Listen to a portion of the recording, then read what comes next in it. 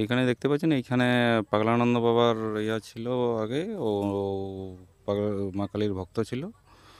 ও এখান থেকে পূজা শুরু করে আজ প্রায় 150-200 বছর আগের থেকেই। তো এখন আর এখানে কোনো পুরোহিত থাকে না, এখন গ্রামের পুরোহিত দিয়ে এখানে পূজা করা হয়। প্রত্যেক কালী পূজায় একটা করে ইয়া হয়, আর প্রত্যেক অমাবস্যাতে এখানে পূজা হয়। উপরে ওই যে দেখতে পাচ্ছেন, উপরে ওইখানে কাড়ালি কালী মন্দির আছে, আর উপরে একটা শিব মন্দির আছে, ওইখানেই পুজো করা হয়। হনুমান মন্দির আছে। এখন আর কোনো সাধু মহারাজরা থাকে না? না, না, থাকে না। খালি কালী পুজোর দিন 2-3 জন সাধু আসে লোকালের। তারা আসে এখানে পুজো করে। কেউ এইখানে এই নিচে জগদ্ধাত্রী মায়ের মন্দির আছে, মন্দির তো নেই অ্যাকচুয়ালি, ওইখানে পুজো হয়। হুম। আর এখন মানে ওইরকমভাবেই চলে যাচ্ছে, এখন আর কোনো দেখভাল কিছু হয় না। তো যতটা চেষ্টা করছি দেখভাল করা এখানে।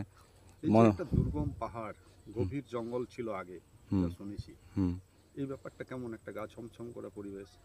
গা ছমছম করা পরিবেশ বলতে, এইখানে আমি শুনেছিলাম, আরও শোনা গল্প, উপরে একটা নাকি আগে বাঘ ছিল। তো বাঘটা থাকে উপর থেকে একবার না, বাঘটা যখন নামে তখন উপরে সাধু বাবা একবার দেখেছিল, তারপরে সাধু বাবাটা উপর থেকে আর নামার সাহস করেনি। সেটা সাধু বাবা একাই দেখেছিল বাঘটা, আর কেউ দেখেনি। তারপরে পরের দিন যখন গ্রামের লোক আসে, গ্রামের লোকেই উপরে যায় সাধু বাবাকে দেখে, সাধু বাবা বলে এই মানে বাঘ নামতে দেখেছি। তারপরের থেকে আর কেউ বাঘটাকে দেখতেও পায়নি।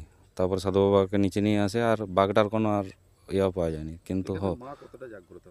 পুরোপুরি এখানে আজ পর্যন্ত এই যে খাড়া রাস্তা দেখছেন, এখানে কোনো আজ পর্যন্ত কোনো দুর্ঘটনা কিচ্ছু হয়নি, কেউ পড়েও হয়নি। হুম। পুরোপুরি মানে জাগ্রতই বলা চলে।